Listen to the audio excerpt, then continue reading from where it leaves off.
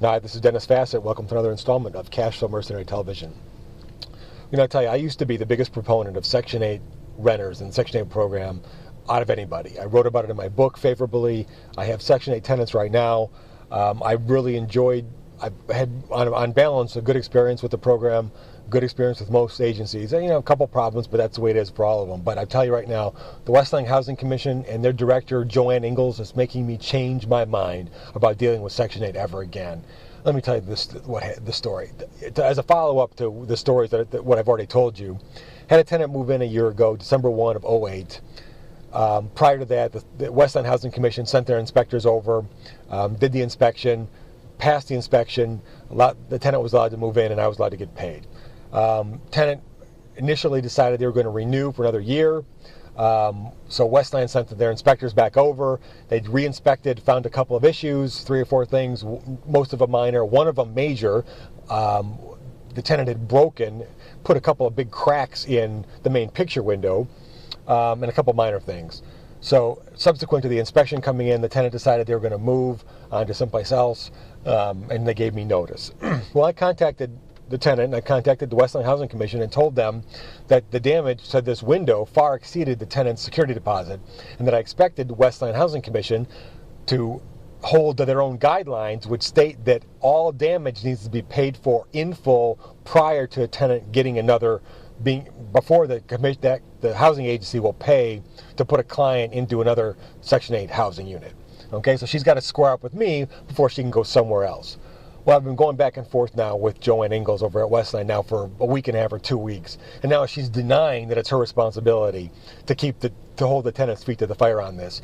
She says, unbelievably, that the damage is such that they can't determine whether it's tenant-caused damage or not. Excuse me.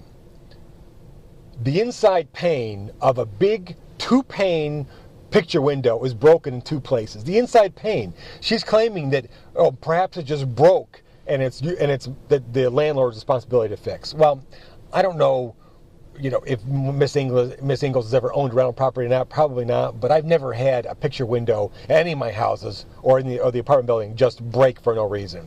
This is clearly tenant damage borne out by the inspections that they did before and after. And now they're letting they're trying to say that the client can go ahead and move into another Section 8 subsidized housing unit with no repercussions or no responsibility whatsoever. Absolutely ridiculous. So I fired off a letter yesterday to the mayor, dropped it in the mail today, telling him that I expected him to reverse the decision of his housing agency director because it was the right thing to do. Because I'm asking them, inconceivably, to hold to their own guidelines, to make sure they follow their own rules. I mean, how simple is that to do for them?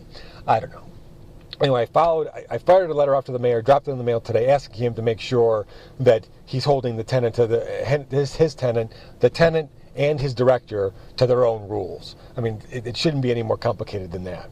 So I'll let you know what happens. But I tell you right now, I'm so pissed off about this that, Section 8 program used to be a really crappy program, whereas organizations like the Westland Housing Commission used to be everywhere, where they just let tenants do damage to an apartment or a house and move on to the next unit without any accountability or any responsibility for the damage. So what happened was that most of the smart landlords removed their housing units from the Section 8 rolls and wouldn't rent to Section 8 renters. Because why would you sign up for that if the tenants were going to be able to trash your place and just move on without any responsibility or accountability? Well, thankfully, the program changed. I don't know if Westland got the message or not, but the program did change, and now these housing agencies are supposed to hold these tenants' feet to the fire. And that's why I continue to do Section 8. But I'm telling you right now, if Westland does not change their decision, I'm never going to do business with them ever again, and from every rooftop, I'm going to shout the details, the facts of how they've handled this, which has been absolutely poorly from the start. The tenant gave me 2 months of notice. I gave Westland Housing Commission 2 months of notice. They did nothing for 6 weeks on this. 6 weeks. So now for the last 2 weeks, I've been scrambling to get something squared away, and they're trying to just sweep it under. The Westland Commission is just trying to sweep it under the rug. Absolutely ridiculous. So anyway, got a letter off to the mayor. I'll let you know how that goes. And I also have contacted the Michigan Housing Authority that oversees the Section 8 to file a complaint with them against Westland. If Westland changes their mind, I'll let you know, and I'll be back buddy-buddy with them. If they don't, I'll let you know as well, and I'll recommend that nobody ever use them ever again, and I'll shout from the rooftops. That fact from here on out. This is Dennis Fassett, the soon-to-be former Westland Housing Commission Section 8 rental landlord. Thanks again for tuning in, and we will talk again soon.